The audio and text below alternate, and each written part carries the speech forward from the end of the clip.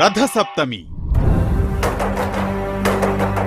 కలియుగ వైకుంఠం తిరుమలలో అంగరంగ వైభవంగా రథసప్తమి పర్వదిన వేడుకలు. సూర్యోదయం మొదలు చంద్రోదయం వరకు 7 కొండలవాడు ఒకే రోజు 7 వాహనాలలో తిరుమాడ వీధుల్లో విహరిస్తూ భక్తులను అనుగ్రహిస్తారు. ఫిబ్రవరి 16వ తేదీ ఉదయం 5:30 సూర్యప్రభ వాహనం.